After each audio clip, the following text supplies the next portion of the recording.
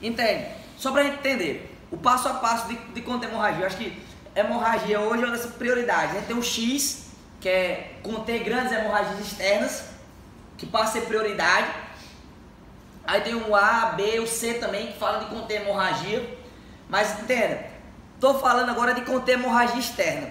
Eu tenho várias formas, tem compressão direta, tem o curativo compressivo, tem o tourniquet, tem agentes hemostáticos, tá? Agentes hemostáticos não é realidade todo canto, tá? Agente hemostático é uma gazezinha dessa, só que é fechado, tem um Celox, tem outros tipos também, que ele ajuda no processo de coagulação sanguínea. Mas o que geralmente a gente tem é o quê? Compressa, tem gaze, atadura, bandagem, tem, alguns casos tem torniquete, às vezes não tem, mas a gente vai ver como é que eu improviso, como é que eu posso fazer para conter hemorragia. Primeira coisa, tá tendo sangramento, importante demais, tá de EPI, luva, máscara, óculos, tal, tem que estar bem equipado para isso. Mas entenda, peguei a compressa, coloquei em cima do sangramento, ou a gás no caso aqui, e comprime.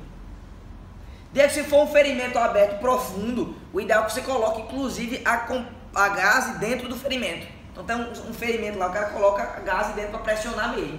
Mas a ideia é, coloquei a gás aqui, comprimi. Encharcou, eu faço o quê?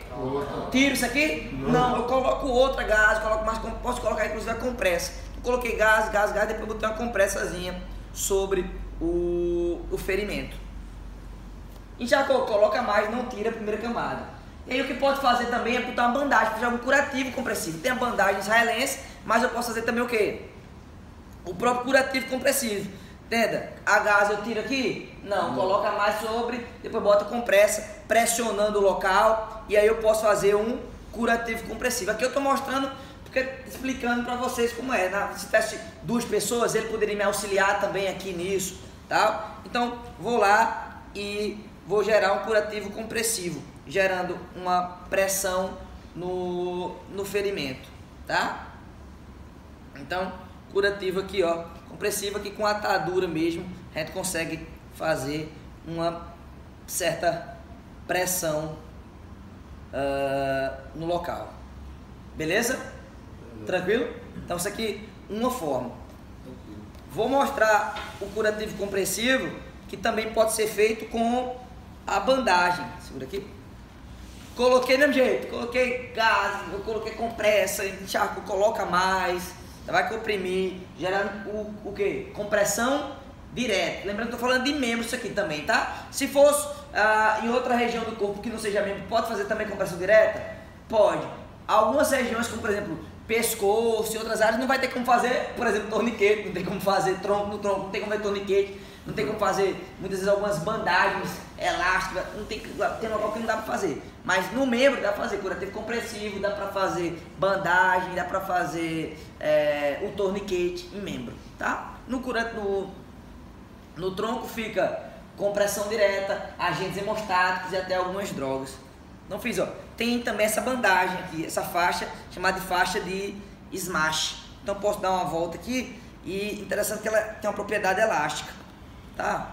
Então ela vai fazer um curativo até um pouco mais compressivo, tá? Ó, ela vai gerar uma pressão maior, tá? Então, curativo da pressão maior, filho. Então, vou fazer bandagem, acaba gerando uma pressão maior. Então gerou uma pressãozinha maior, posso pegar inclusive aqui para poder fechar a própria... Um pouquinho. Abre aí.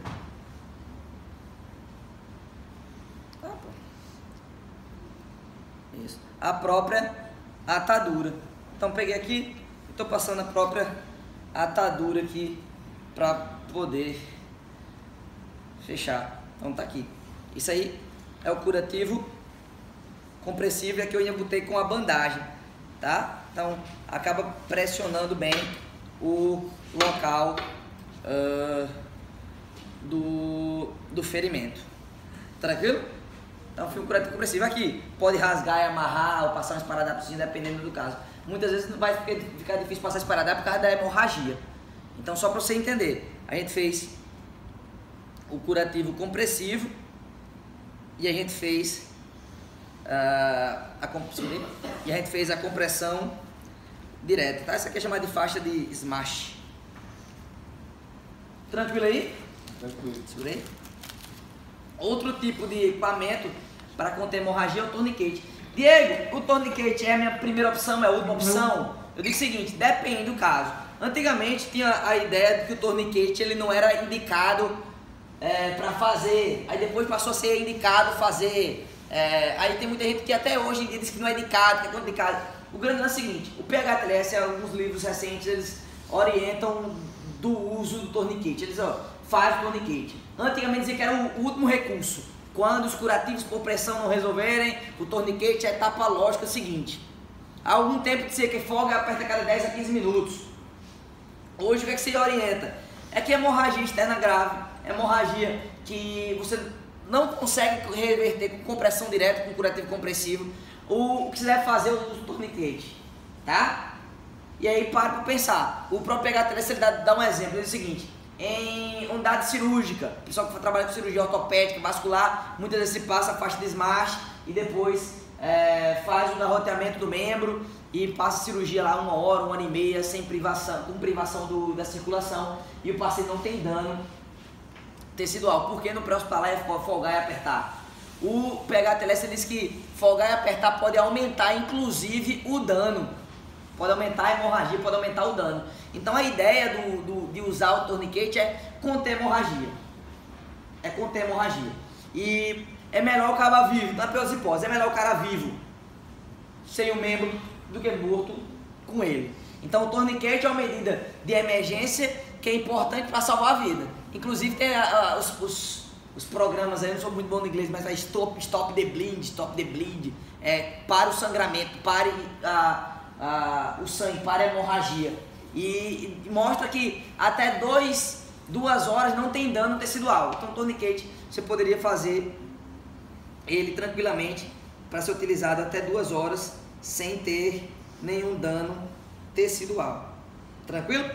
Esse torniquete aqui é um tipo, não existe só ele, existe uma variedade gigante de torniquete. Ó, coloquei o torniquete, digamos que a lesão mais embaixo, coloquei ele aqui, vai lá preparar, apertei o torniquete, ó, apertei ele, travei ele aqui e aí eu vou girando isso aqui até quando, Diego? Até parar o sangramento.